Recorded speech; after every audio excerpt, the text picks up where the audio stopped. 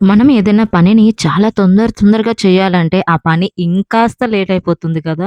ఇంకా మార్నింగ్ నేను వర్క్‌లో కూర్చున్నా. ఇంకా టైం కూడా చూసుకోలేదు. చూసేసరికి 8 అయిపోయింది. ఇంకా మా పాప స్కూల్ బస్ వచ్చేస్తుంది. ఇంకా స్పీడ్‌గా వంట చేయాలని చెప్పి వంటగదిలోకైతే నేను వెళ్ళాను. అక్కడ ఉన్న ఒక తెపాలు తీయబోయి, ఆ పక్కనే ఉన్నటువంటి గాజు సీసాకైతే నా చేయి తగిలింది. ఇంకా సీసా కిందయితే పడిపోయింది. ఆ పడిపోయిన సీసాలో ఏముందంటే చూసారా, రెడ్ కలర్‌గా ఉంది. అదంతా ఆయిల్ అనమాట. ఇదేమో నేను తిరుపతి వెళ్ళినప్పుడు ఈ సీసానైతే కొనుక్కున్నాను. రూ. 100 అనమాట. అందులో వనమూలికలన్నీ కూడా ఏసి మనకిస్తారు కదా! ఆ మూలికల్లో నేనైతే కొబ్బరి నూనెయితే వేసుకున్నాను. ఇంకా అలా బాగా నానిన తర్వాత డైలీ ఆయిలయితే పెట్టుకుంటాను నేను. నాకు ఈ ఆయిల్ అంటే నాకు చాలా ఇష్టమనమాట.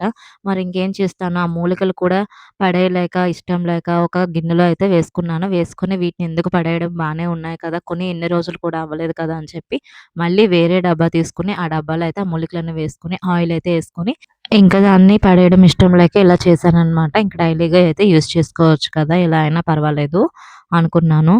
మీరెప్పుడైనా సరే ఇట్లా తిరుపతి కానీ, ఏదైనా కొండ ప్రాంతాల్లో ఉన్నటువంటి టెంపుల్స్ కానీ ఎక్కడికైనా వెళ్తే అక్కడ ఈ సీసాలమ్ముతారు. ఇంకా అవి చాలా మంచివనమాట.